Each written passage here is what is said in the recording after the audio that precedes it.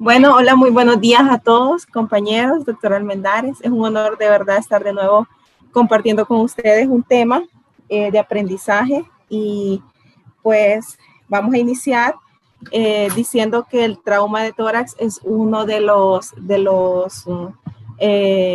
las consecuencias de accidentes más frecuentes que existen a nivel internacional, pues es considerado el tercero en frecuencia, no así en nuestro país, ¿verdad? Pero sí a nivel internacional es considerado el tercero en frecuencia, siendo el primer lugar el trauma cráneoencefálico, el segundo lugar todos los traumas que pues involucran las extremidades y pues en tercer lugar el trauma de tórax. ¿Cuál es la gravedad de un trauma de tórax? Pues lo que trae implicado, como vamos a ir viendo a continuación. Vamos a cumplir ciertos objetivos que nos invita pues a cumplir, valga la redundancia, nuestro temario de clases, en el cual nos dice que tenemos que abarcar y conocer, tiene que estar dentro de nuestros conocimientos, las causas del ensanchamiento mediastinal, los signos de lesión aórtica en tomografía contrastada, el pseudoneurisma aórtico crónico traumático, las causas de opacidad pulmonar anormal, postraumáticas en tomografía, considerando las tres principales, contusión, laceración y aspiración. Vamos a hablar sobre la ruptura diafragmática y la ruptura traqueobronquial y también vamos a abordar algunos signos que nos indican neumotórax, neumomediastino y enfisema subcutáneo. Muy bien. Quise poner esto, disculpen que está en inglés, pero así lo dicta pues las normas internacionales sobre el abordaje de trauma en cualquier contexto. En este momento pues vamos a hablar del contexto de trauma en vía aérea, ¿verdad? Entonces nos invita a hacerlo de esta manera.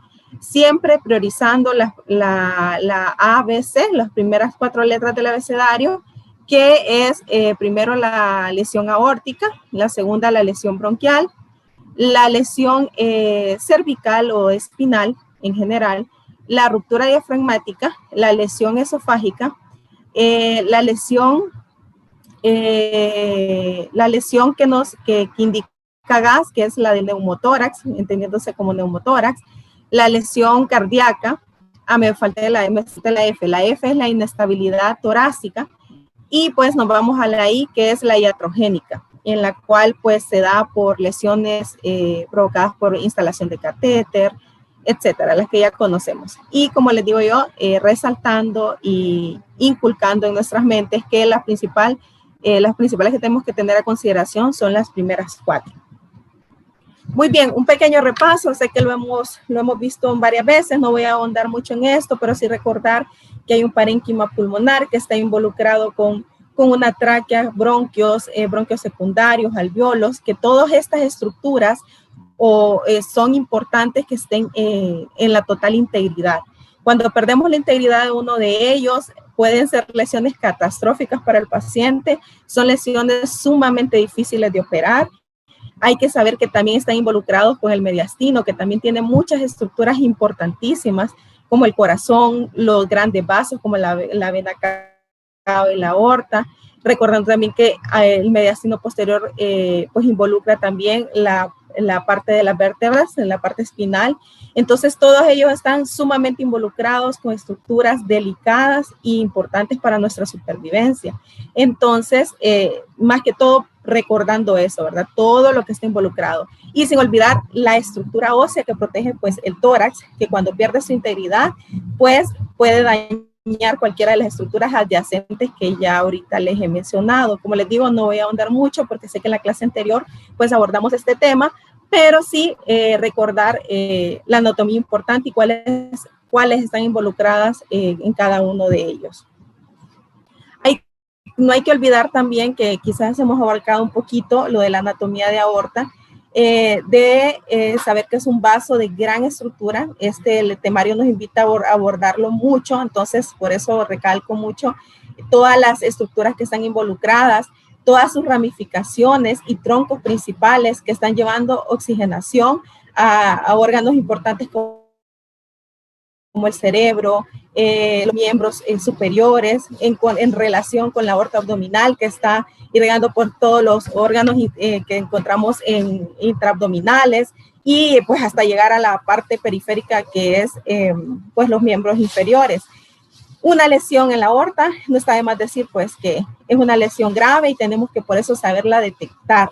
El radiólogo debe hacer un diagnóstico oportuno de estas lesiones y por eso es importante que conozcamos su anatomía, su ramificación y todas las estructuras que están involucradas con ellas, que prácticamente es pues todo nuestro sistema, todos nuestros órganos y sistemas. Tenemos que también tener en cuenta qué es lo que nosotros vamos a hacer en el contexto a evaluar.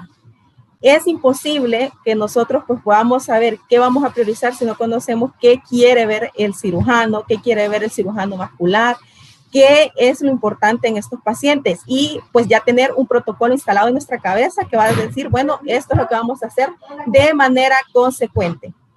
Cuando estamos ante un politraumatismo, lo primero que vamos a hacer con el paciente es pedir, pues dependiendo de la dificultad para la movilidad del paciente, pues unos rayos X portátil, ¿verdad? Si el paciente está muy inestable, hay que pedirle unos rayos X de pelvis adicional y hacer un ultrasonido FAST que nos indique si hay alguna alteración que podemos detectar por ultrasonido, que nos indique que urge hacer un detalle anatómico más fino que nos lo puede brindar la tomografía.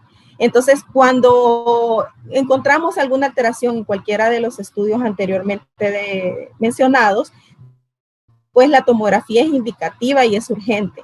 ¿Y cómo lo vamos a abordar? En un paciente estable que ha tenido un politraumatismo, recalco, politraumatismo, porque si es un traumatismo abdominal o es puramente o un traumatismo torácico, pues nosotros vamos a ir derivando, pero hablando de politraumatismo, que es como lo más urgente, vamos a hacerlo así. Cuando el paciente esté estable, pues se le va a hacer una tomografía de cráneo sin contraste, se le puede hacer con inclusión, bueno, se le debe hacer con inclusión cervical y también se debe hacer una de tórax, abdomen y pelvis con contraste, ¿verdad? Cuando el paciente está inestable, necesitamos detectar pero ya, qué es lo que está pasando con ese paciente. Entonces, vamos a hacer el mismo protocolo, pero vamos a hacer hincapié en una fase arterial y vamos a pedir una fase tardía. Porque como él está describiendo a continuación con las patologías, esa fase tardía nos va a indicar un camino más claro, a esclarecer a veces muchas patologías que no podemos ver solo haciendo unas fases tempranas. Entonces tenemos que tener bastante consideración eso. Las personas pues que desconocen de rayos X, de ultrasonido, de tomografía, hago hincapié en esto porque pues estas clases se suben a YouTube y pueden estarlos viendo, van a decir cómo van a hacer una fase tardía si urge que este paciente entre a quirófano. Pero pues hay que tomar en consideración que cuando hablamos de tardía no estamos hablando de hora, ¿verdad? Sino que estamos hablando de minutos que el paciente va a estar en el tomógrafo y que le va a salvar la vida el saber dónde está esa lesión, ¿verdad? Entonces, cuando está el paciente inestable, este es el protocolo a solicitar. Y vamos a iniciar con las lesiones que nos invita el temario. Quise dividirlo según dónde están contenidos, qué parte afectan para hacerlo un poquito pues, más dinámico. Vamos a empezar con las lesiones en pleura y vamos a hablar primero del neumotórax. El neumotórax es pues la lesión que ocurre en el parénquima pulmonar que hace que haya una liberación de aire hacia la pleura. Como lo pueden ver en la imagen, ¿verdad? Hay una laceración que hace que salga el aire a la pleura y como ven en la imagen a su derecha, pues hace presiones positivas hacia el exterior, haciendo de que la respiración del paciente o la estabilidad del paciente se vea comprometida. Hay que tener también muy en cuenta que hay neumotórax que a veces son bien pequeños, que solo los podemos ver a nivel apical, pero son sumamente pequeños. Y es ahí el papel importante de la tomografía, porque cuando a veces vemos radiografías de tórax no las podemos detectar y la tomografía nos puede hacer un mayor detalle en ese aspecto. ¿Por qué? Porque este neumotórax, aunque sea pequeño, puede evolucionar por las presiones que está ejerciendo sobre el parénquima pulmonar, provocando lo que llamamos un neumotórax a tensión. O sea, va haciendo mayores fuerzas hasta que se colapsa totalmente el pulmón por esas fuerzas que está ejerciendo ese aire que no debe estar contenido en pleura, ¿verdad? ¿Y en qué contexto lo vamos a ver en la tomografía? Lo vamos a ver en el contexto de un parénquima pulmonar disminuido de tamaño. Es importante que revisemos todas las ventanas al evaluar una tomografía. ¿Cuáles ventanas? En especial la ventana ósea, ventana mediastinal, ventana pulmonar, para que nosotros podamos detectar lesiones de este tipo. Si nos saltamos, por ejemplo, la ventana pulmonar, jamás vamos a detectar un neumotórax. Y esto es para los que venimos pues iniciando en esta aventura de conocer tomografía. Entonces tenemos que siempre evaluar todas las ventanas, nunca dejar por alto nada de esto. Y pues en ese contexto lo vamos a ver, como esa disminución de tamaño. A veces no es tan evidente como lo vemos aquí en esta imagen, suele ser mucho más pequeño. Tenemos que hacer uso de todos pues, las reconstrucciones multiplanarias que nos ofrece la tomografía en la actualidad, y tenemos que hacer uso de eso, verlo en coronal, verlo en sagital, verlo en las reconstrucciones que podamos hacerlo para poder evidenciarlo, porque como les digo, a veces no es tan evidente como en esta imagen. Hay que saber también que cuando tenemos un neumotórax es muy seguro que va a estar relacionado a otras lesiones. Por ejemplo, aquí vemos una reconstrucción volumétrica en la cual, permítanme, en la cual podemos ver pues que hay algunas lesiones costales, en la parrilla costal,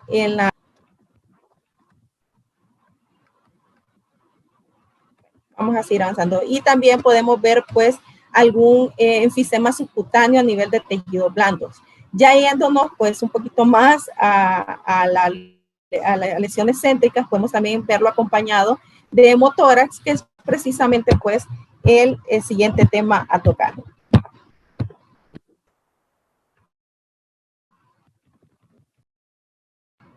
Es de muy mal pronóstico para el paciente si pues él no se estabiliza adecuadamente o no se encuentra la lesión oportunamente.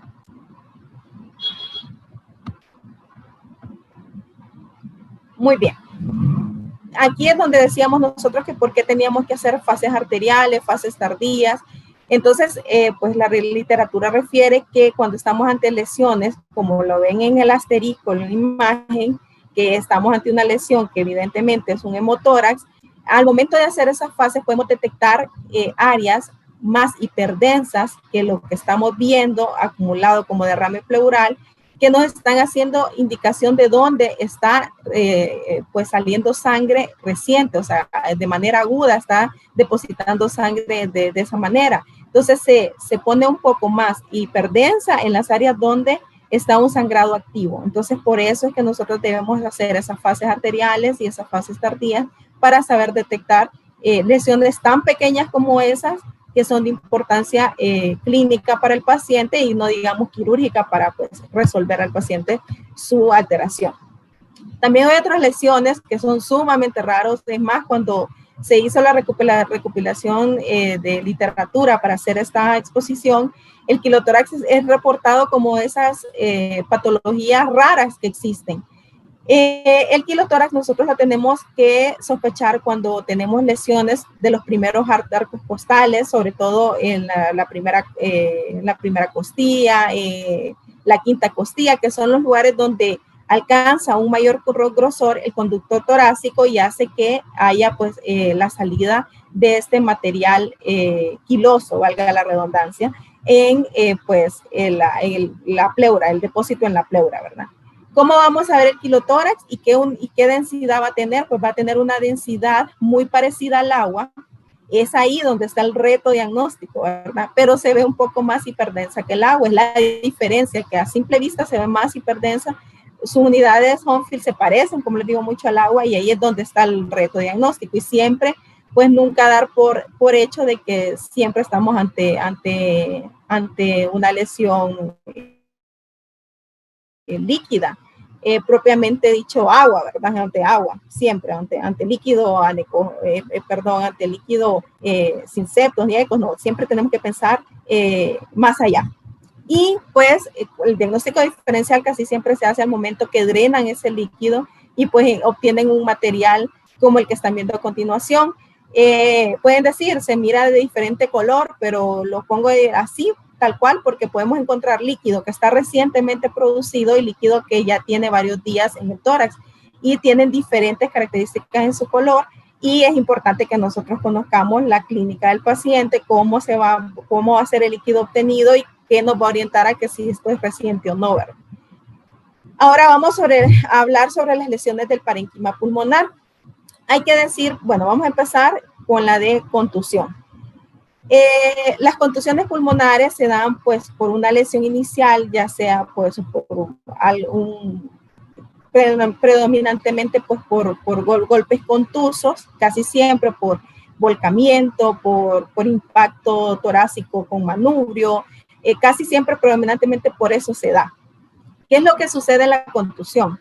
Pues al haber esa desaceleración brusca, produce una lesión inicial que va causando un edema intersticial periférico en la parte del pulmón que está impactada. ¿Qué es lo que está pasando en esa parte lesional? Los capilares que rodean los alvéolos son los lesionados. Entonces, liberan una escasa cantidad de líquido, dependiendo la cantidad, ¿verdad?, de alvéolos lesionados y el impacto también que el paciente tuvo al momento de su accidente. Y pues esto va provocando esos cambios de edema periférico perilesionales en este tipo de lesión. Y pues hay una diseminación bronquial de sangre y secreciones en ese lugar, lo que da lugar a obstrucción de bronquios periféricos alejados y pues a alteraciones locales. ¿Qué es lo que está pasando en esto? ¿Por qué hago tan hincapié en la fisiopatología? Porque nos va a orientar bastante a lo que estamos viendo en la tomografía, porque es una lesión, por decirlo así, de estructuras pequeñas dentro del pulmón que hacen un gran impacto en la clínica del paciente.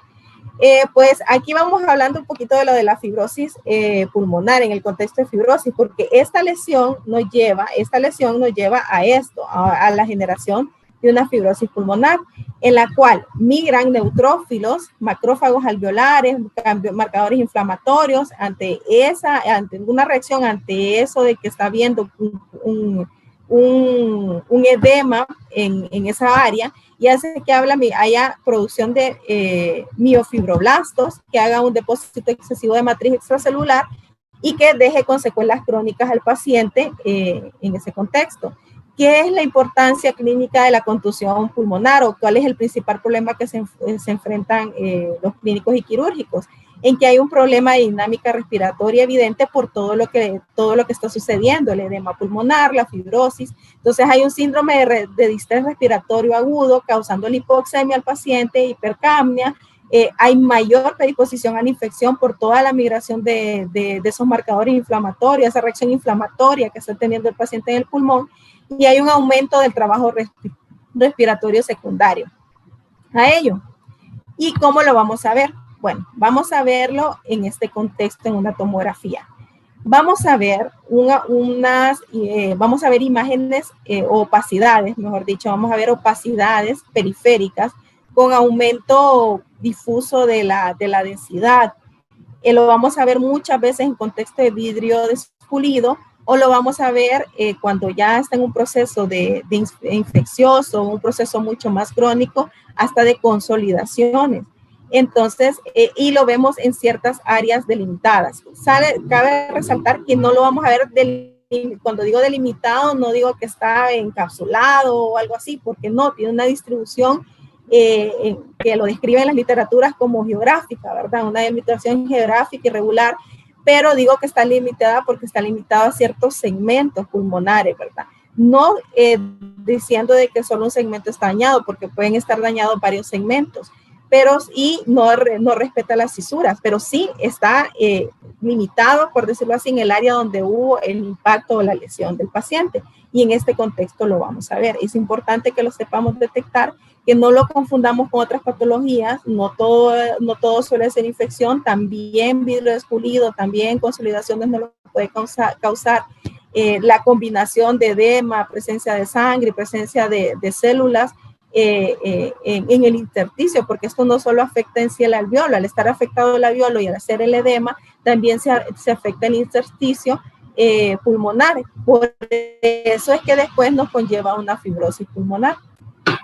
Ahora vamos a hablar de la laceración pulmonar, que también es un daño al parénquima en la cual hay un daño al alveolo pulmonar. Esto lo vamos a describir nosotros en nuestros informes y lo vamos a buscar en la tomografía según primero preguntando el mecanismo de lesión que tuvo el paciente. Siempre es bien importante pues que se nos comente clínicamente, que eso sería lo ideal, cómo fue que sucedió el accidente para saber cómo es que estamos esperando, qué es lo que vamos a esperar ver en la tomografía y en qué ubicación pues me voy a basar a ir a buscar lesiones, idealmente, ¿verdad? Entonces, la laceración de tipo 1 suele ser una lesión con cavidades intraparenquimatosas llenas de aire o llenas de sangre. El mecanismo casi siempre suele ser por una ruptura compresiva del pulmón y la ubicación suele ser en la zona media del pulmón. La tipo 2 es una cavidad llena de aire o llena de sangre de localización paravertebral. Como les digo, toda la influencia, todas las estructuras que están involucradas en la caja torácica, ¿verdad? Suele ser el mecanismo un desgarro y la ubicación va a ser, pues, paravertebral. La tipo 3 va a ser cavidades pequeñas y periféricas de localización subpleural. ¿Y qué mecanismo? Como una penetración costal, una lesión por penetración costal. Y la ubicación, pues, subpleural. Y la número 4 es una lesión que se forma por la existencia de adherencias pleuropulmonares previas, casi siempre secundarias al mecanismo de desgarro por adherencias, y la ubicación la podemos ver subpleural. Y así, en este contexto tomográfico lo vamos a ver. Casi siempre se ven como lesiones ovoideas, alargadas, y que tienen un edema perilesional con contenido hemático o contenido pues, del propio edema propiamente dicho. Y pues en ese contexto lo podemos ver como esta tendencia a la consolidación que tienen estas lesiones. Lo podemos ver así también, ¿verdad? Como ese halo que se forma perilesional que rodea la laceración pulmonar, haciendo pues este edema y esta acumulación de contenido sanguinolento. Ahora, ¿qué es importante? Como les digo yo, ir inspeccionando toda la ventana, buscar qué laceró este pulmón. En este caso, pues ya en la ventana mediastínica se puede evidenciar mucho mejor la lesión del arco costal subyacente a la lesión que hizo pues la laceración del parénquima pulmonar.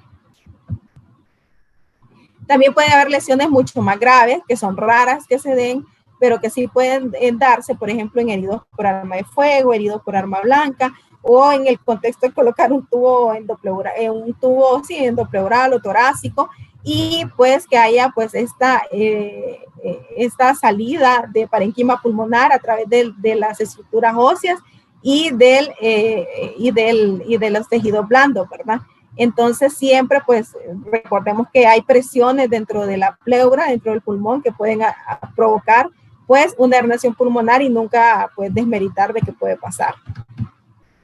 Ahora vamos con las lesiones del árbol traqueobronquial, recordando pues que el árbol traqueobronquial está constituido por la tráquea, por los bronquios principales, su segmentación a broncos secundarios y pues a subbronquios segmentarios en cada lóbulo pulmonar que van a estar pues involucrada en el mecanismo de la respiración y oxigenación de todos los órganos y estructuras que están en nuestro cuerpo.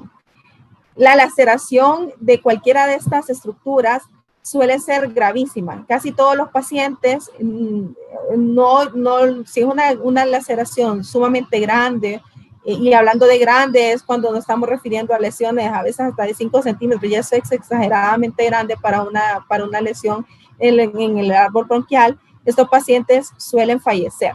Pero cuando llegan pues a estar llegar al tomógrafo y poderlos evidenciar, podemos ver lesiones tan grandes como esto, ¿verdad? Una lesión de la tráquea, por ejemplo, podemos hacer un enfisema subcutáneo masivo que prácticamente está diseccionando toda la parrilla costal y que todo el tejido blando está separado, ¿verdad? De la parrilla costal, lesiones tan graves como esta. Uno de los signos que nosotros podemos, que clínicamente se sospecha es que el tubo porque como está lesionada la vía aérea, tratan de introducir tubos a veces, ¿verdad? Si no saben que está lesionada.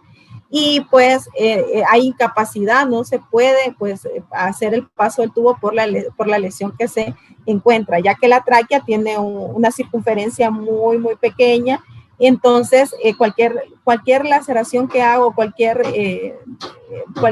desplazamiento de su estructura, pues va a hacer que no haya paso de ese tubo a través del tórax, a través de la tráquea, perdón, para llegar a la región bronquiales. Y pues suelen ser lesiones súper graves, como la que vemos evidenciada en esta imagen, en el cual pues hay una lesión traqueal en su región proximal, en la parte más bien ya cervical, pero que está provocando hemotórax y pues múltiples lesiones que ya hemos ido comentando a lo largo de esta exposición. Puede presentar neumotórax y bueno, un complejo complicado para el quirúrgico, ¿verdad? Ahora vamos a hablar de las lesiones traumáticas de aorta, que es lo que temario como que más nos hace hincapié.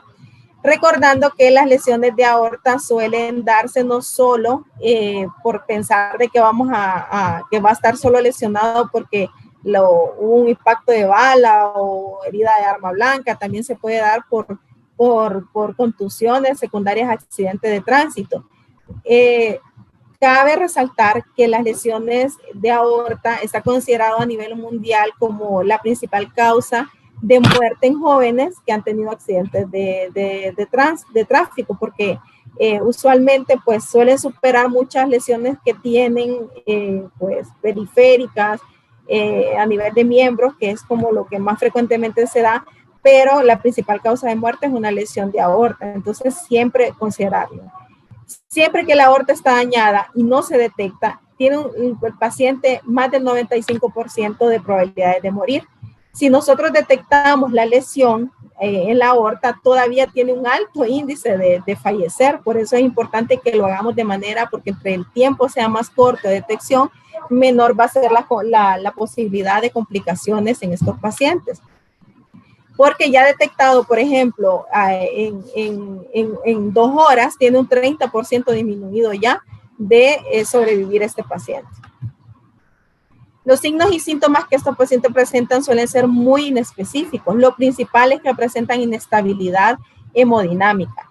Pueden tener lesiones que no son tan severas, pero que sí son importantes, y lo que puede dar es un síndrome de pseudocoartación de la aorta, que lo vamos a detectar como un murmullo sistólico o como soplos, o el clínico lo va a detectar como soplos a nivel cardíaco. Entonces, siempre es importante la evaluación exhaustiva de los pacientes que tienen algún tipo de trauma. No puse la imagen porque solo quiero resaltar estos 5 ítems que buscamos en el ensanchamiento mediastínico, que es como uno de los signos principales de cuando la aorta está dañada, por ser una estructura que está involucrada con el mediastino. Entonces, esto es lo que encontramos, es lo que buscamos en la placa de rayos X de entrada. Que sea un ensanchamiento mayor de 8 centímetros a nivel del arco aórtico, que haya una desviación de la tráquea o de la sonda nasogástrica a nivel de T4, que haya una pérdida del borde aórtico, que haya una depresión del borde izquierdo o que haya un engrosamiento de la línea paratraqueal mayor a 4 milímetros. Cuando encontramos cualquiera de estas situaciones, en cualquier circunstancia, pues nos vamos a hacer una tomografía, ¿verdad? Para ver el detalle de este mediastino y la estructura que estamos evaluando, pues que es la aorta. Casi siempre las disecciones de la aorta, los hematomas intramurales, la pseudocoartación de la aorta, todas estas lesiones suelen pues verse con más detalle en la tomografía. Podemos hacer cortes axiales, ver la evidencia en cortes axiales, pero siempre utilizar todas las herramientas de reconstrucciones multiplanares. Por ejemplo, aquí lo vemos como un defecto de llenado a nivel del arco aórtico, no siendo así, siendo que la pared está totalmente engrosada por la presencia de material sanguinolento, coagulado, por decirlo así, dentro de esa pared, ¿verdad? El que está haciendo, que ha lesionado la aorta. Podemos verlo en el plano coronal, porque es importantísimo delimitar hasta dónde llega esa lesión de la pared o hasta dónde llega ese contenido sanguinolento que está ensanchando ese mediastino, y hay que delimitarlo, va a decir de dónde empieza proximal hasta dónde termina a nivel distal, ¿verdad? Y hacer esa delimitación. Hay que saber que esto puede ser mucho más severo, ¿verdad? Como podemos ver aquí, que puede irse hasta la región que ya va hasta la aorta descendente, que ya más bien está abajo del anillo del diafragma, todavía abajo. Podemos ver toda esa como disección que se ha hecho de la aorta, que es evidente que debemos reportarlo. Y hago hincapié en que tenemos que reportarlo porque hay ciertas clasificaciones que más adelante vamos a ir a ver. Tenemos que saber diferenciar cuando estamos hablando de una disección de la aorta, cuando hay una pérdida de la continuidad de esta pared, cuando hay un hematoma intramural en el cual no hay pérdida de la continuidad de la pared, pero sí hay contenido de sangre entre las capas, y una úlcera penetrante, que es prácticamente una úlcera como el sacabocado, como lo hemos conocido, ¿verdad? Que ya es una lesión sumamente grave. Y esta es la importancia, ¿verdad? Siempre el cirujano cardiovascular quiere el reporte de qué secciones de la aorta están involucradas. Esto tiene una implicación de manejo quirúrgico inmediato o de manejo conservador, y pues buscando otras vías que no sean tan invasivas como una cirugía a nivel de este vaso tan importante. Y ellos tienen una subclasificación, la hacen desde tipo 1 a una clasificación tipo 3, dividida en A o en B, ¿verdad? Entonces siempre es importante que repasemos este contexto y que sepamos describir la lesión. Aquí hay algunos casos clínicos de disección de la aorta.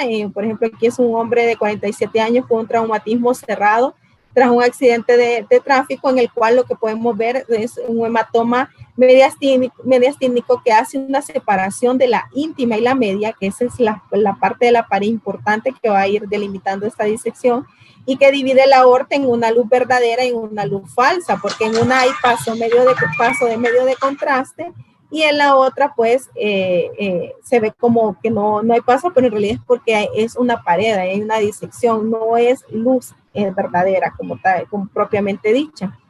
Podemos verlo en un corte axial, también aquí en otro caso clínico, un paciente de 58 años que también tuvo un traumatismo cerrado con ese flap íntimo medial, perdón. Hay que también saberlo diferenciar de los pseudoaneurismas, en los cuales pueden provocarse secundarios a un trauma. Un aneurisma propiamente dicho, de un daño crónico de la pared, se ve involucradas las 3 capas que rodean el vaso, mientras que en los pseudoaneurismas solo la adventicia está involucrada, y eso es importante diferenciarlo. Aquí, por ejemplo, vemos un pseudoneurisma que se ve como una imagen polipoidea, no se ve como ensanchamiento, sino que se ve como un pólipo a nivel del vaso, que al haber paso en medio de contraste, por ejemplo, en este corte axial de tomografía en ventana mediastínica, lo vemos como esa imagen polipoidea.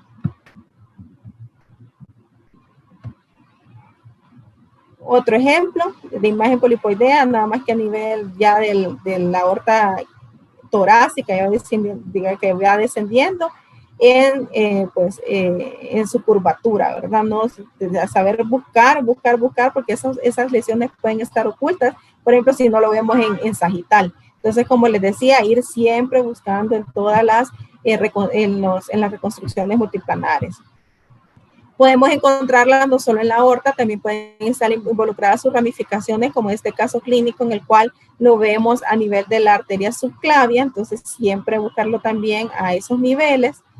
Y pues pueden haber ya rupturas aórticas completas, que esto ya no es pseudoneurisma, ya esto no es hematoma de la pared y no es disección, sino que ya es una ruptura aórtica.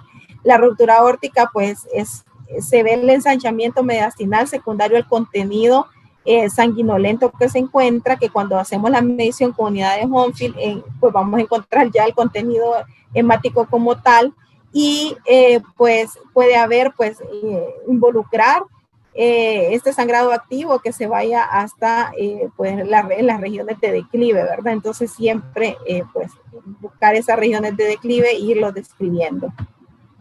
También podemos encontrarlos al hacer las fases arteriales, portales y tardías. Podemos encontrar daños de estructuras abdominales. Siempre recordar que si hay daño de la aorta a nivel torácico, siempre tenemos que evaluar el abdomen, ¿verdad? Si es evidente que estamos buscando un sangrado. Entonces, por ejemplo, en este caso se ve que hay pues afectación del tronco celíaco que va haciendo hemoperitoneo y pues está evidenciando un sangrado totalmente activo en este paciente. Evaluar también cuando hay pues una combinación de ellos, también evaluando que haya un hematoma subdural involucrado, que lo podemos ver como este ensanchamiento. A veces puede ser solo en una sección de la pared, pero a veces ese hematoma puede descender muchísimo más. Entonces, siempre tenerlo en consideración, el hematoma intramural también. Y ya para terminar, vamos a ir hablando de la lesión diafragmática, sé que ya es tarde. Vamos a hablar sobre la evaluación de la integridad del diafragma. La literatura dice que hay cosa difícil de evaluar y es el diafragma, ¿verdad? Porque el diafragma pues podemos verlo como una lesión como tal, tan evidente como la vemos ahorita, que hay una ventración que está lesionado y que estamos viendo que hay estructuras gástricas que se están introduciendo al pulmón, pero a veces las lesiones suelen ser bien pequeñas y siempre tenemos que por eso saber y conocer la anatomía normal, porque qué puntos van a ser débiles en un trauma y estos pues son todos estos, por decirlo así, conductos que atraviesan el diafragma, siendo la cava, la aorta, el hiato iliar, el hiato vertebral, el paso de los músculos por estas estructuras. Todos estos son puntos que suelen ser débiles, que pues suele haber eventraciones. También suelen haber algunos agujeros que son fisiológicos, que suelen ser algunas variantes anatómicas que permiten la eventración, pero en el contexto de trauma, casi siempre pues las laceraciones se encuentran como la vemos en las líneas que están puestas en la imagen. Casi siempre suele ser una lesión horizontal o suele ser una lesión que desgarra el músculo en su disposición anatómica como tal. Entonces es importante pues considerar eso al evaluar el diafragma. Siempre verlo en un corte axial, porque casi siempre lo evaluamos en un corte coronal porque suele ser un poco más fácil, pero en el corte axial podemos evidenciar imágenes como esta en el contexto de lesión, que vemos por decirlo así, un conducto que no solo es hemotórax el que está involucrado como una imagen hiperdensa, sino que hay un conducto y hay que pues evaluar hasta dónde se dirige, dónde es que está conectado y delimitarlo, ¿verdad? Por ejemplo, en este corte coronal que es tan evidente, una eventración de hígado, ¿verdad? A nivel pulmonar, pero siempre saber cómo tratar de detectar el punto específico donde el diafragma se lesionó, que es un reto totalmente difícil y eso es conocido, pero siempre tenemos que hacer un esfuerzo por detectarlo por el bien del paciente. Bueno, esa es mi exposición y muchas gracias. Disculpen los problemas técnicos y pues un poquito el ruido ambiental que hubo.